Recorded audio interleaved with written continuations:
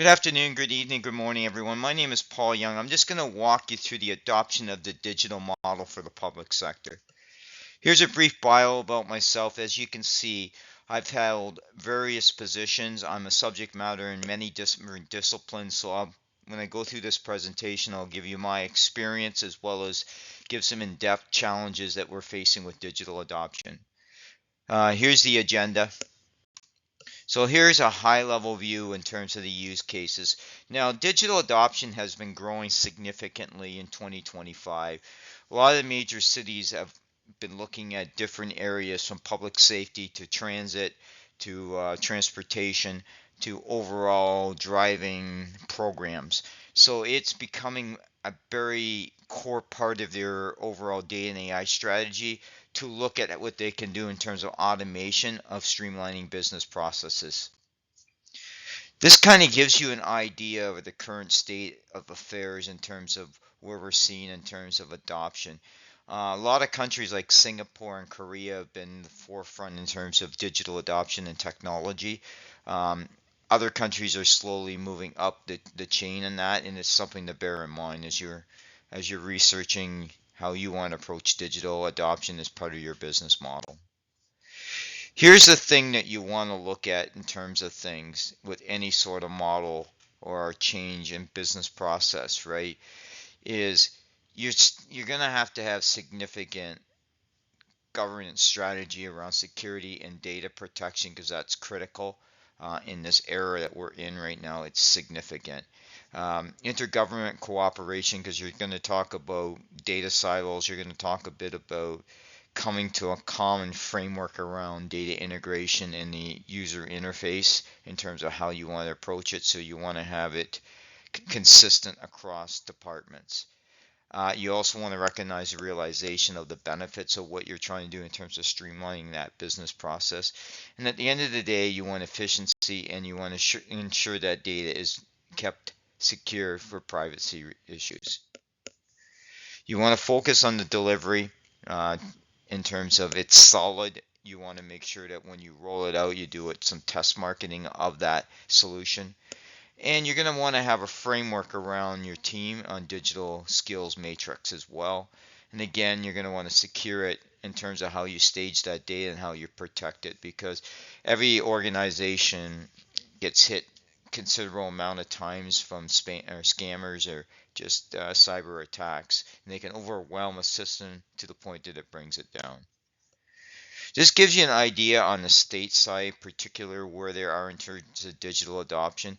And you look at the high end of the hierarchy, you're seeing California, Georgia, Michigan at the high end.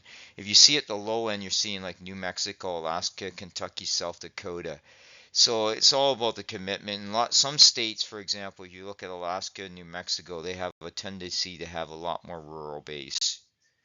This gives you an idea in terms of where they rate with terms of data governance. You're seeing state of Washington, workforce planning, the state of Indiana, resiliency, the state of Arizona. You're looking at broadband situation, state of Vermont, public safety, Massachusetts is up there, HR and human services, you're looking at the state of Illinois. You're looking at transportation, motor vehicles, you're seeing here particular state of Connecticut's ahead on that ranking. What we have learned from different things of digital and anything, and I can encapsulate all these into a thing, is that you're constantly going through an evolution in terms of your adoption, especially as technology improves and also in the back end of the application where you're trying to do is secure it.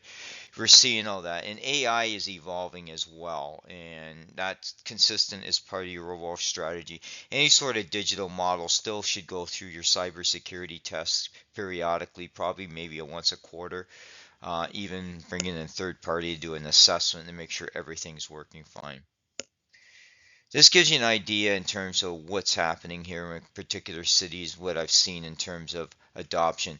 You're seeing San Diego on a big side, Long Beach, Scottsdale, and then a smaller side, you're seeing like Marietta, Georgia, and South Bend commitment on digital adoption. This gives you some more of a ranking on population around where we're seeing in terms of things. It's actually quite interesting. You're seeing more and more widespread adoption.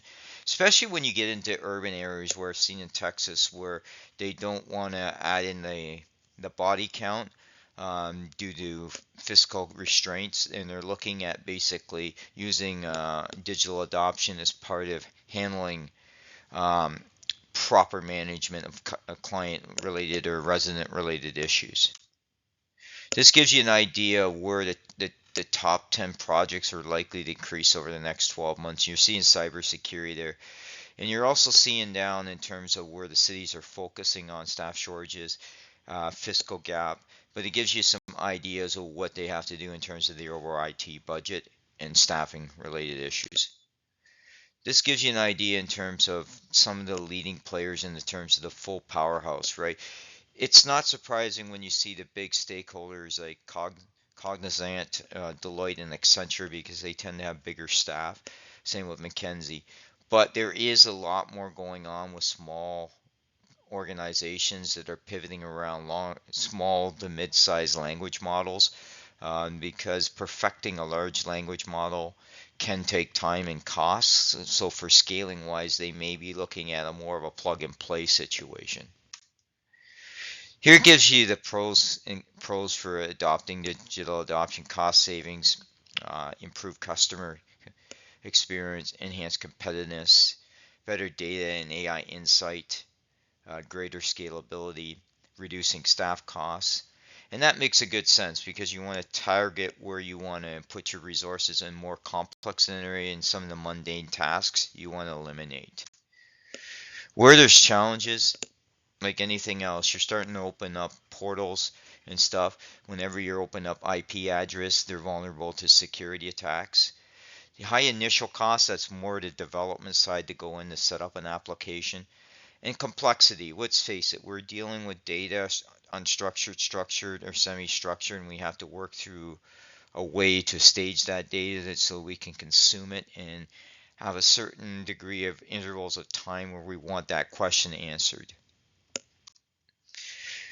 It's been my experience, what I have seen over my career is you need to have a solid data governance structure in there in terms of rules and overall quality management.